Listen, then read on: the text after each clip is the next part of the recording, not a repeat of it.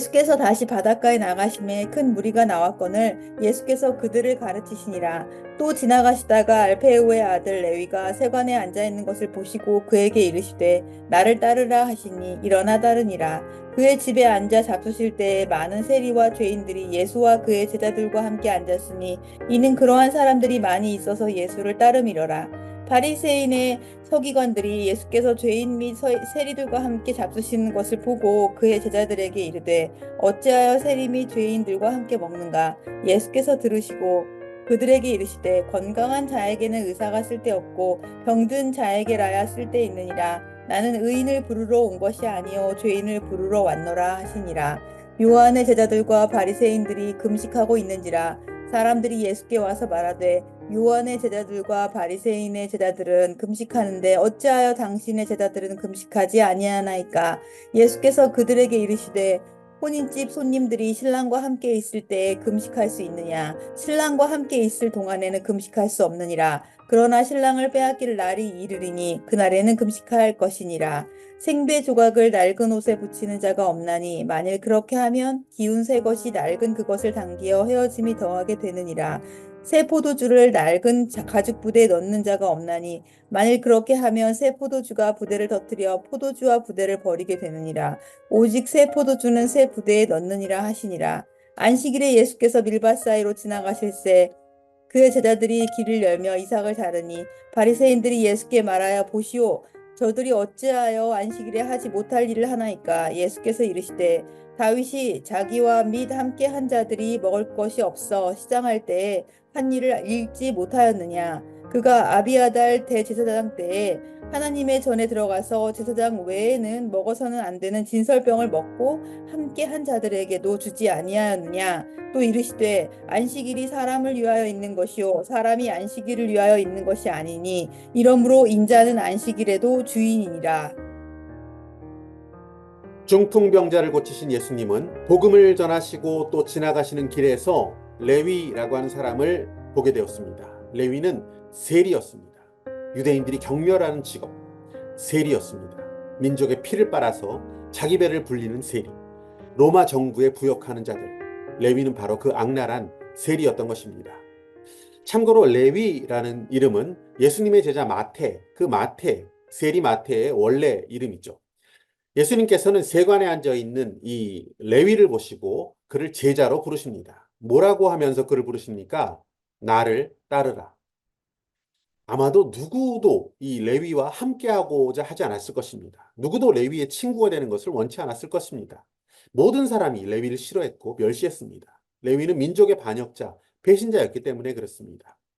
지치고 상한 영혼, 레위, 그는 자기의 세관에 앉아 있었습니다. 성경에 그 앉아 있다라고 하는 표현은 무기력하고 영적 어둠 속에 있다라는 것을 의미합니다. 예수님께서는 그런 레위의 마음을 꿰뚫어 보셨습니다. 그리고 그에게 다가오셔서 한마디로 아주 단호하게 이렇게 그에게 요청하십니다. 나를 따르라. 그 말씀은 이제 레위, 너는 나와 함께 해야 한다. 내가 너를 받아주겠다. 라고 말씀하신 것입니다. 너의 죄, 손가락 닿고 있는 너의 과거, 그 모든 것 더 이상 나는 문제 삼지 않는다. 네 마음속에 있는 깊은 죄책감과 수치심, 내가 담당할 것이다. 너는 나를 따르라. 조금 더 그 말씀의 뜻을 더하자면 이제 그 옛 모습, 죄된 모습 버리고 새로운 삶을 살기 시작하자라고 내가 너와 함께 하겠다라는 그 주님은 그에게 결단을 촉구하는 말씀을 전한 것입니다. 그것을 듣고 레위는 즉시 그 자리에서 일어났습니다. 오랫동안 익숙해져 있었던 세관 그 자리에서 어두움에서 죄에서 일어나는 결단을 레위가 했던 것입니다. 레위는 주님을 위해서 큰 잔치를 벌이고 있습니다. 많은 다른 세리들과 또 죄인들을 초대했습니다. 여기서 죄인이라고 하는 표현은 죄 지은 사람이라는 뜻이 아니라 당시의 율법을 어긴 자, 자기 멋대로 형편없는 삶을 살았던 자, 그래서 회당 출입도 금지됐던 사람들, 그런 사람들입니다. 레위는 그렇게 민족의 배신자인 다른 그 세리들과 형편없는 죄인들, 그들을 모았습니다. 그래서 무엇을 그들에게 도전하고 있는 것입니까? 형편없는 나 같은 죄인도 받아주신 이 사랑의 예수님을 너희들도 만나면 좋겠다라는 마음으로 그들을 잔치에 초대했던 것입니다. 그때 그 자리에 예수님을 비난하기 위해 바리새인과 서기관들도 등장했습니다. 16절 말씀 보시면 바리새인의 서기관들이 예수께서 죄인 및 세리들과 함께 잡수시는 것을 보고 그의 제자들에게 이르되 어찌하여 세리 및 죄인들과 함께 먹는가? 이렇게 도전하고 있습니다. 그때 예수님께서는 그들을 향하여서 자신이 이 세상에 오신 목적을 선포하십니다. 건강한 자라야 의사가 건강한 자에게는 의사가 쓸데없고 병든 자에게라 쓸데 있느니라. 나는 의인을 부르러 온 것이 아니고 죄인을 부르러 왔노라. 과연 이 말을 듣고 그들이 이해했을까 궁금합니다. 당연히 전혀 이해하지 못했습니다. 그런 바리새인들 또 서기관들은 예수님과 제자들을 따라다녔습니다. 그리고 일거수일투족 예수님을 비난하고 트집 잡았습니다. 그런 그들을 향하여서 예수님께서는 새 포도주를 새 부대에 담는다. 이런 비유를 들려주시고 있습니다. 여기서 부대라고 하는 것은 가죽으로 만든 자루입니다. 그 자루에다가 새 포도주를 집어넣었을 때 새 포도주는 발효가 활발하게 진행됩니다. 만일 이 새 포도주를 낡은 부대에 넣으면 발효 가스가 막 이렇게 나오면서 팽창이 일어나면서 그 낡은 부대는 터져버리고 마는 것입니다. 낡은 부대는 새 포도주를 감당하지 못합니다.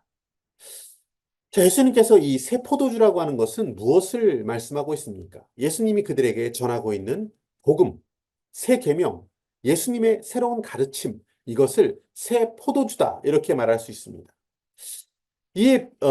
이것을 새 포도주와 비교되어지는 묵은 포도주는 무엇입니까? 바리새인들과 유대인들이 그동안 소중하게 여기며 또 지켜왔던 그들의 율법, 그들의 전통을 묵은 포도주라고 할 수 있습니다. 예수님께서 그들에게 전하신 복음, 이것은 유대인들에게 너무나 혁명적이고 새로웠습니다. 낡은 부대와 같은 그들의 사고의 틀, 종교의 틀에서는 도저히 담아낼 수 없는 복음, 폭발적인 힘이 있는 새 포도주와 같은 것이 바로 예수 그리스도의 복음이었던 것입니다.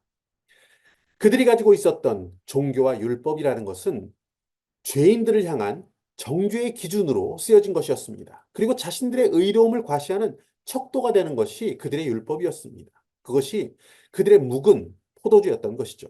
바리새인들과 서기관들, 그들은 자신들이 하나님의 앞에 섰을 때 얼마나 큰 죄인인지 그 사실을 잊고 모르고 있었습니다. 그들은 그저 사람 앞에 서 있었습니다. 종교 행위자로서 제사와 금식, 안식일 등등을 통해서 자신들의 의를 과시하면서 다른 이들을 죄인으로 경멸하고 지적하는 그런 삶을 살아왔던 것입니다.